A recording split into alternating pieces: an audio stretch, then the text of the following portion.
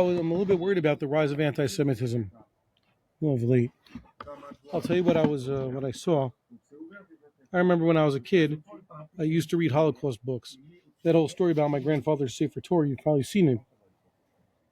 That Sefer Torah is ancient, but also has a little bit of a childhood trauma to it. When I was about 6, I think, that's when my grandparents dedicated it. And it was a Holocaust survivor Sefer Torah. So at the Achnasa Sefer Torah, which is unlike any modern day Achnasa Sefer Torah, the big, they do a whole parade and loud music and everything. This just seemed to be a gathering at a shul on a send-off, send the Sefer Torah to Eretz Yisrael, I guess, in the yeshuv where they used the Sefer Torah. I guess they had a real Israeli-style Achnasa Sefer Torah. And those who were there at the Achnasa Sefer Torah started speaking about the Holocaust. And as a child, that was my first exposure. Hearing about people being burned was a big shock to me.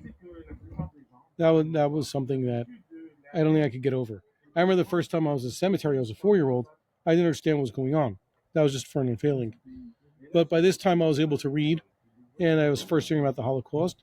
And then I discovered that my parents, Baruch Hashem, had quite a lot of books and Sfarim around the house. They weren't illiterate, and they had magazines and bookshelves full of books, and they had a lot of Holocaust books. So in the late 1980s, there was a whole Holocaust literature. Every significant survivor wrote up his story.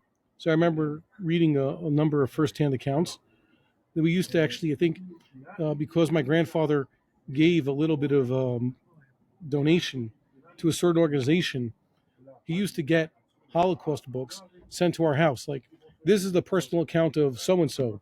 I remember Counterfeit Lives and other ones like that. Just one that stuck out in my mind because it was the most interesting one. Irving Eisner's Dachau number, something or other, which was quite interesting, but also traumatizing. And the non-first-hand account, something by Adler. I think he was the guy who wrote those Cam Jensen books, or what I'm forgetting already. There was mystery books by the guy who, not Encyclopedia Brown, but someone similar to it, or maybe it was Encyclopedia Brown. Now I'm really confused. The point is, Adler wrote a book. Maybe I'll look it up here. Adler wrote a book, We Remember the Holocaust. And it didn't just pick up with the final solution or Kristallnacht. It actually talks about the aftermath of the First World War. Yeah, by David Adler. See, We Remember the Holocaust by David Adler. I'm looking at images of it now. I think we brought this book over. I had this over at my house somewhere. I can't seem to find. Maybe it's still with my parents. So I remember reading this one. Most of the people who contributed to that book were still alive at the time. And I remember reading the sections describing the Weimar Republic and the situation in early Nazi Germany. And the parallels between what's described in that book and what we're seeing in places in the Western world are uncanny and very troubling. Only in the last few years has it really begun to become alarming. And it's kind of a shock. Also, I'm trying to disconnect. I'll read a passage eventually from Rav Tzuriel explaining what to do. Basically, I'll read a different passage from it, but I stumbled across a note to Rav Musser. Rav Tzuriel says to disconnect. Stop wasting your time listening to the news and other things, reading the news. It's a waste of time, takes away from Torah, especially with the miracles you have nowadays. If you have, let's say, a pocket device like I do, that allows me to listen to anything at any time. So it should be something of benefit, something of merit. If it's not Torah, then I can't learn Torah, so at least it should be something educational, history and science. Those are good, but stay away from the politics, just nonsense. In the in the little bit of politics I hear about, though, it's unfortunate. Anti-Semitism, eliminationist anti-Semitism, is nothing new on the left, unfortunately. Islamofascism is basically one of the core tenets of modern-day leftism. If you want to be an orthodox leftist, so you have to believe in the whole alphabet issue. You have to believe in all sorts of nonsenses. You have to believe that somehow communism or socialism is going to work this time. And you have to believe in Islamofascism and anti-Semitism. I still have friends who are a little bit leftist. I don't know how they resolve all of these, but what are you going to do? And now you have anti-Semitism on the right in the Western world, which is becoming more and more acceptable in polite circles. They're well-known loudmouths who are becoming open anti-Semites, even if they're not eliminationist anti-Semites like the people on the left. What they say is quite alarming. And they say it with humor, accepting the idea of some sort of Israeli genocide, the people in Gaza, and all other such blood libels. It's kind of disturbing. And it is reminiscent of that which happened in the days leading up to the Holocaust. So we should be concerned. We should be concerned about these prominent voices that used to be normal. Now it's just, certain anti-Semitic tropes have now become, fair for them. I remember hearing one particular comedian who, even though I discussed him previously, I didn't endorse him. He's a snake oil salesman and just a minovel. But now he's added to his resume also anti-Semite by throwing in jokes about, see, here, Israel bad. I'm not a fan of anything the government here in Israel has done. I think that all these developments in the last few years are alarming. I think we're on the way down. Like the rabbi said before, I used to tell people in this yeshiva, Jewish history is like a sine wave, but not necessarily exactly like that, because a sine wave, the magnitude always repeats, but sometimes we have highs and lows, and sometimes we have bigger highs and bigger lows. And it's not as regular as a sine wave, but you get the idea. More like a roller coaster. Roller coaster through history. We have our high points. And since the Six-Day War, that was a high point. We have just been going down since there.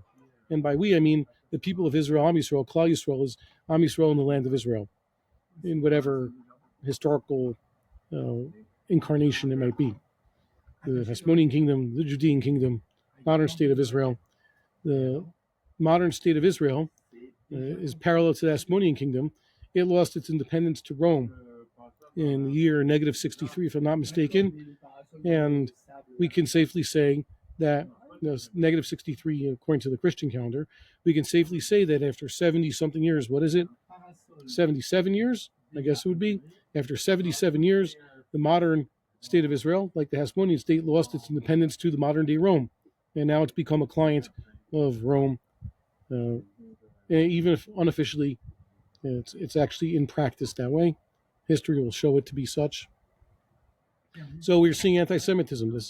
This comedian made a joke how the ceasefire, which demanded, let's finally have some peace, was broken by the Israelis, no less.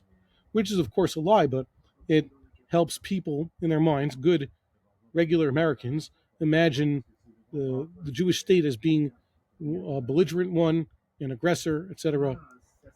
And it's very easy for people just to be turned like this. I'm very surprised by it, but I'm not surprised. Student of history should know what's going on. You should see these. You should know that it repeats itself. I remember seeing some, if I may say so, some Kahanist Sfarim even. And I read those. It didn't turn me into a Kahanist per se. As you know, I'm not like that. But it did make me aware of the history and the alarm bells that have to be rung very loud and clear. It's only getting worse, and we're sitting on a volcano, so we have to wake up to it. Okay, so watch out. What's wrong with Christianity, by the way? Well, why is it a problem?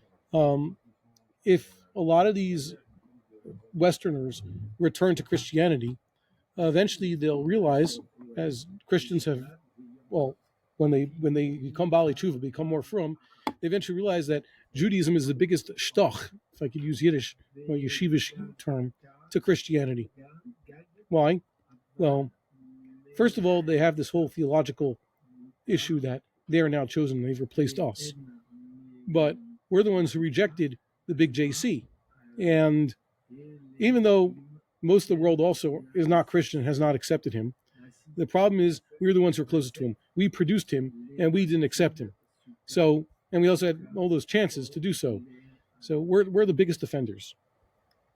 Worse, they'll eventually come around to realizing, as used to be, I guess, in fashion, they're going to realize that we're the ones who killed him. did we actually kill him? Was he even a historical character? Has been pointed out by others. It seems the man that they imagine is actually a composite of multiple personalities or even legends that existed around the time. Okay? If there was a Jesus of Nazareth, most of what they believe about him is and was not true. Okay? It has a lot added on to it. I think the Rambam assumed that he was a real person, but there's a lot of Baba Mises surrounding him. Maybe Jefferson thought the same way, but that's irrelevant. Okay? So they're going to blame us for that. Okay? And the third thing, which I've mentioned before, the Pat Buchanan problem, which now you hear also in so-called voices from the right, is that we do not live up to good Christian standards. Never mind that these Christian standards are made up recently, and no Christian country, whether in Europe or in the Americas, has ever lived up to these Christian standards in war, by the way. They, especially the United States, any of them, suddenly these Christian standards need to be upheld by the Jews. And of course, this is war. We're talking about war, after all. War is not pretty. It's like Rabbi Bronspiel used to say. You get videos, undercover videos, what's going on in the kosher slaughterhouse or any slaughterhouse by the radical vegetarians. He says, it's a slaughterhouse. He used the Yiddish, I think it's called a Schachtois or Schlachtois. I don't know if there would be an L in there. Whatever it is, something about a Schachtois, which basically means slaughterhouse. It says, it's a slaughterhouse. They're killing animals. It's very bloody. What do you expect it to be? You don't expect war to be bloody? Israel didn't want a war. Or maybe it did, or perhaps there were people involved who set this up to be worse. But right now, or at least until a few weeks ago, Jewish soldiers were fighting and doing what needed to be done to fight modern-day Nazi Germany, and they're being vilified.